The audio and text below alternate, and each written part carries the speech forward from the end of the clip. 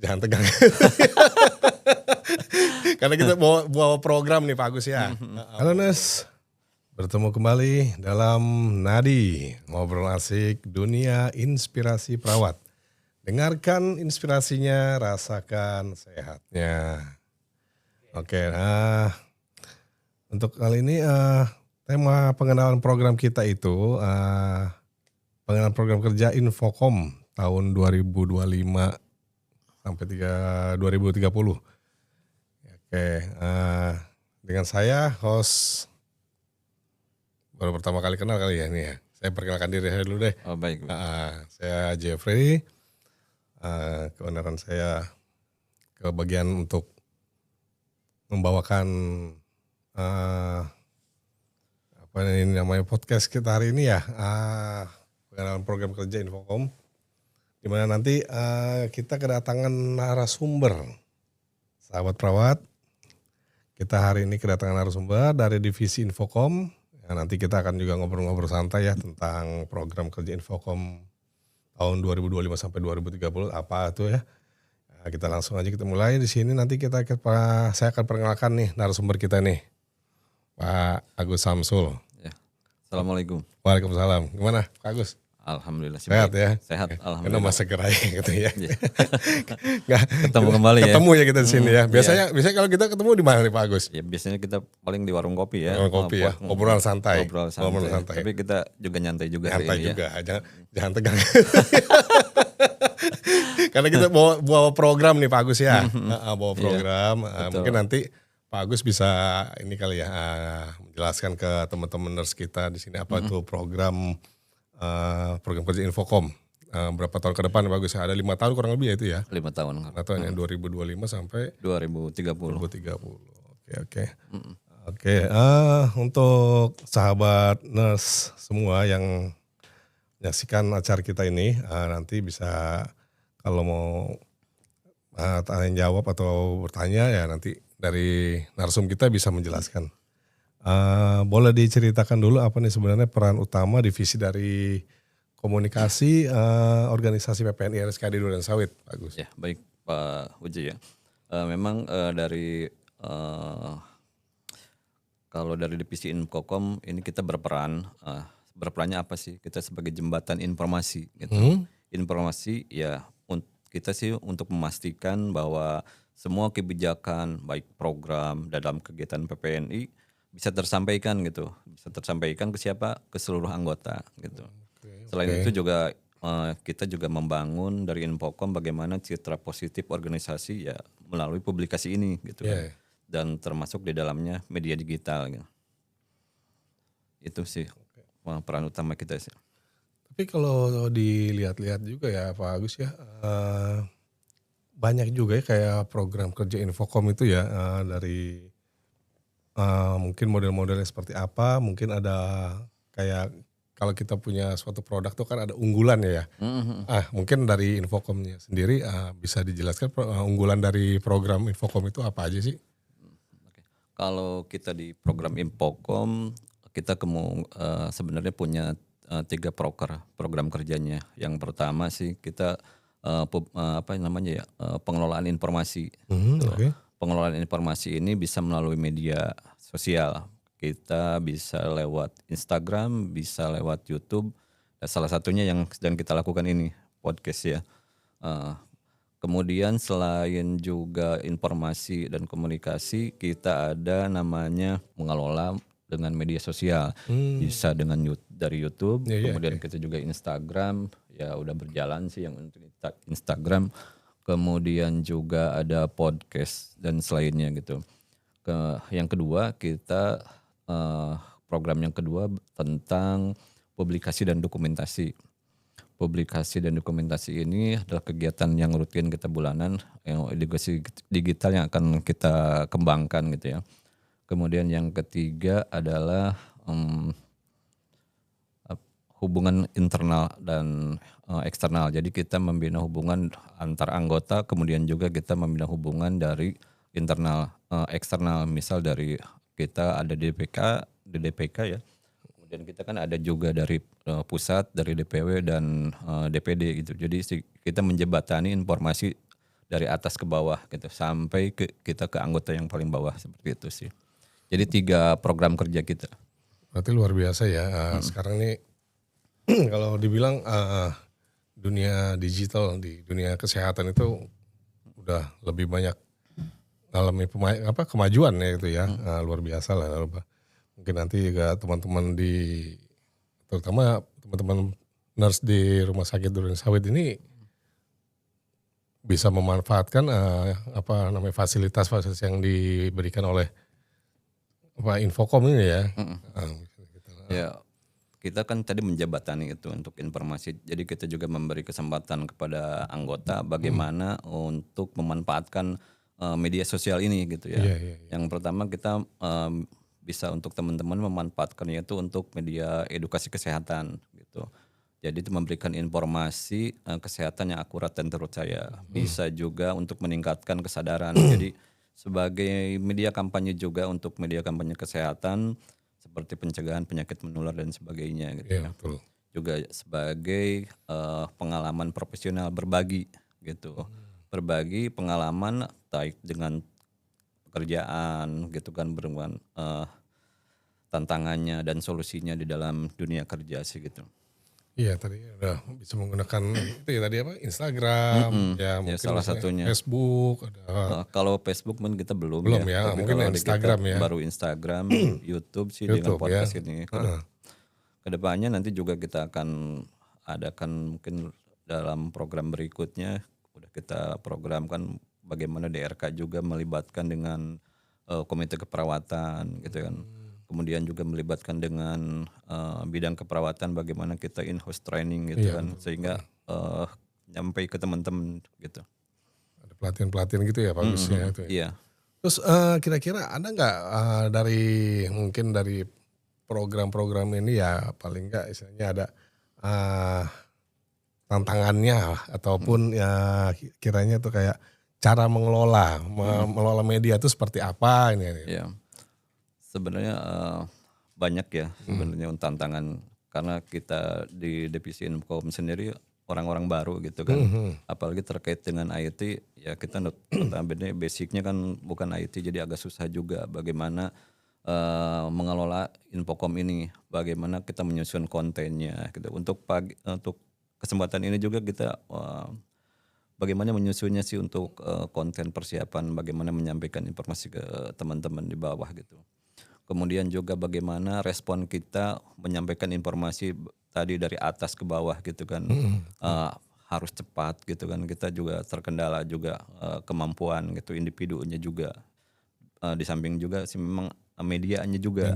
Kita baru ya cuma yang kita punya aja baru handphone ataupun laptop ya paling jadi terbatas gitu kan. Kita bertahap lah gitu di kesempatan ini. Ya, dengan seperti itu juga apalagi dengan era sekarang yang era digital ya bagus ya lebih banyak informasi yang cepat mereka dapatkan gitu ya untuk kedepannya itu. Terus kira-kira peluang dari digitalisasi sendiri ini apa ya Pak Gus untuk di profesi keperawatan itu? Banyak sih ya peluang yang bisa kita kembangkan ya. Pertama sih kita peningkatan untuk efisiensi kerja. Jadi kayak kita di ruangan kan awal dulu kan kita belum paperless ya betul, gitu kan. Betul. Untuk sekarang kan lebih cepat. Kita dengan sistemnya itu sih yang peningkatan efisiensi kerja. Bagaimana juga peningkatan kolaborasi timnya. Jadi antara PPK segala macam kan di situ semua. Jadi bisa mengakses semua. Jadi cepat gitu. Dibanding ketika awal sebelum era digitalisasi ini kan masih manual gitu ya, masih tulis tangan, masih harus konfirmasi lagi. Sekarang lebih cepat lagi, jadi bisa diakses di mana gitu selama di lingkungan masih rumah sakit gitu ya, di tempat kerja gitu. Jadi pencapaiannya untuk kayak misalnya satu laporan itu nggak perlu kita bawa kertas lagi seperti dulu ya. Lebih enak lagi gitu kan, tinggal bawa media di handphone. Iya, dimanapun tempat ibaratnya walaupun kita ada di rumah ataupun kita masih di jalan juga tetap terinformasi ya kalau misalnya ada sesuatu apa-apa ya. Jadi sekarang ruang waktunya juga udah tidak dibatasi lagi. Iya, mau dimanapun kita ya gampang untuk melakukannya gitu kan. Tinggal buka handphone, kita buka aplikasinya, Iya, bisa kita selesai. punya akun ya udah Iya, kita bisa. kalau dulu kan ya. menghubungi juga susah, Betul. jaraknya jauh juga kan. Kalau Iya. sekarang kan jarak tuh nggak ada batasnya. Betul. Kan. Apalagi semua rata-rata pasti megang alat komunikasi semua ya sekarang bagus ya, iya, namanya betul. udah digital semuanya. Jadi tinggal pemanfaatannya aja kan untuk kita sih kemudahan Iya, di betul. pekerjaan segitu gitu. Iya. Kenapa juga podcast ini jadi salah satu kegiatan yang dipilih adalah Infocom. Mungkin ada inian juga ya. Ini kan ada salah satu sumbernya nih Pak Agus bisa ngejelasin juga itu. Kalau kenapa kita kalau ditanya seperti itu sebagai salah satu kegiatan yang dipilih Infocom ya salah satunya adalah podcast ini ya. Podcast ini sangat fleksibel. Jadi kita bisa menyampaikan informasinya, bisa didengar, jadi bisa dilihat. Bahkan mungkin juga bisa untuk tanya jawab ya langsung dari situ. Jadi bisa mendengarkan aspirasi dari anggota sendiri gitu. Jadi salah satunya itu yang kita podcast ini kita pakai gitu. Wah, luar biasa juga ya pokoknya ini dari Infocom. Mungkin buat teman-teman semua yang pengen tahu informasi tentang Infocom, namanya era digital saat ini kan memang banyak pengetahuan ya yang mungkin kita dulu mungkin gaptek atau apa ya bagus ya. Terus selain podcast juga mungkin ada program yang bisa langsung dirasakan manfaatnya kali ya kalau memang sama anggota sendiri bagus ya.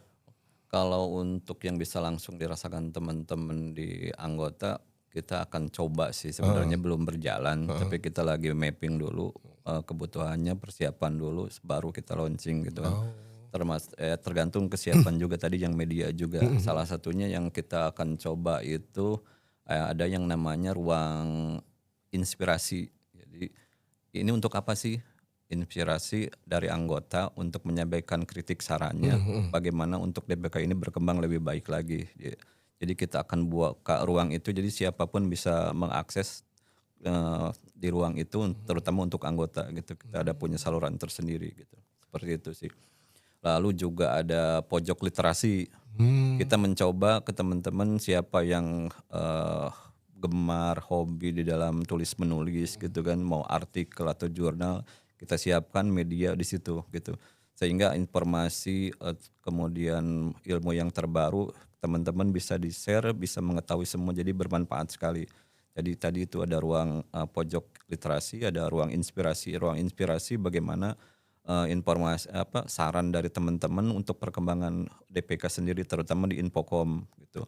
Untuk kesehatannya informasinya tadi pojok literasi. Jadi kita belajar dari teman-teman semua gitu. Jadi ilmu-ilmu yang mungkin kayak kita nih terbaru kan yang terbaru kan terupdate ya, semuanya kan. Kalau dulu kan kita mungkin literatur ataupun media-media itu kan masih terbatas ya. Dengan adanya Infocom seperti ini kayaknya lebih banyak ngebantu bagi kita nih mungkin yang perawat-perawat yang belum mengenal dengan dunia digitalnya ya. Betul. Kita dulu kan agak susah juga, belum mengenal bagaimana jurnal segala macam, belajar. Masih terbatas banget gitu kan. Terbatas seperti pendidikan paling buat skripsi doang skripsi doang udah gitu. Selesai gitu kan. Salah ganti, salah ganti. Kalau sekarang lebih mudah lagi kan. Iya. Terus kira-kira ini apa aja sih konten yang bisa didapat di dalamnya itu dari Infocom sendiri itu Pak Agus? Konten yang tadi juga ya termasuk yang di pojok literasi ya seperti itu sih juga konten yang kita harapkan sih informasi dan edukasinya. Edukasi, informasi ya nyampe kan semua ya. Jadi postingan kesehatan segala macam itu bisa sampai ke teman-teman bagaimana dengan penyakit terbaru, dengan perkembangannya, pengobatannya seperti itu. Kemudian juga berita dan update organisasi jadi gitu. Apa aja kegiatan yang sudah dilakukan gitu, baik seminar atau pelatihan sehingga nyampe ke teman-teman sih. Informasi yang didapat ya semuanya itu ya. Paling enggak kan biasanya kalau kayak seperti ini kan ada bukan Pak Agus sendiri ya yang biasanya ya ada menjadi narasumber ataupun yang berkontribusi dengan Infocom ini. Kira-kira yang siapa-siapa aja sih ya kalau boleh tahu nih kita, yang terlibat dalam kontribusi di dalam program tersebut ini. Yang jelas sih yang pertama anggota ya. Anggota ya. Kita sih coba libatkan anggota untuk berperan aktif. Jadi bukan hanya pengurus saja. Kita kan nggak bisa berkembang Iya betul. kalau hanya pengurus, tapi kita libatkan anggota. Kalau dengan makin banyak kan inspirasi juga makin banyak, ide-ide dan segala macam. Jadi pertama kita libatkan anggota Anggota organisasi. ya. Dari sekian banyak kemarin itu sekitar 200 lebih ya. Itu rata-rata aktif itu ya semuanya, maksudnya anggota ini dalam ini ya, berperan semua ya. Mudah-mudahan sih diharapkan berperan aktif semua ya, karena aktif ya. kalau enggak kan nggak mungkin aktivitasnya. Pasti benar. Gitu. Benar. Ya tadi selain juga dari anggota organisasi juga dari tim Infocom sendiri sih. Infocom kita sendiri juga udah ada ya. Dari tim Infocom kita bisa juga memberikan kontribusinya, menyiapkan, selain juga mungkin kita bisa memanggil ahli-ahli gitu kan yang profesional sebagai narasumber. Narasumber ya, benar ya. Seperti itu gitu. Jadi kita juga kalau di tempat ya kerja bisa kita libatkan profesi yang lain, baik medis, non medis, penunjang yang lainnya, sehingga keilmuannya kan berkembang. Betul. Bukan hanya dari keperawatan saja, Ya, gitu. jadi Kedokteran, baik dari radiologi, farmasi kan kompleks kan kalau kita gitu, dunia kesehatan. Jadi intinya satu kesatuan berkesinambungan semua gitu ya, bagus ya. Semua terlibat dalam satu kegiatan. Kegiatannya dari kita itu. Gak bisa itu harus bersama-sama gitu. Terus apa ya? Banyak ya, ini nambah seru nih kayaknya. Kayak banyak banget misalnya ya, sesuatu yang belum saya ketahui nih dengan adanya Infocom ini kan, kita jadi yang belum tahu jadi tahu, ini yang belum ngerti jadi ngerti gitu ya. Untuk itu kan kita dari terutama Infocom ya, bagaimana menyebarkan informasi ini gitu kan, bagaimana menyiapkan sehingga kita juga tahu nih kemauan dari anggota teman-teman untuk perkembangan DPK seperti apa gitu. Jadi ya kita nggak jemput bola juga gitu. Betul. Selain perkembangan komunikasi, perkembangan berita di dunia media sosial kan bisa seperti itu kita gunakan juga sih. Terus kalau untuk menggunakan alat ininya mengakses pojok literisasi sendiri itu seperti apa Pak Agus? Kedepannya kan ini program kita lagi coba. Kalaupun nanti sudah ada kan teman-teman tinggal gampang, kita punya di handphone, teman-teman bisa akses gitu untuk pojok literasi.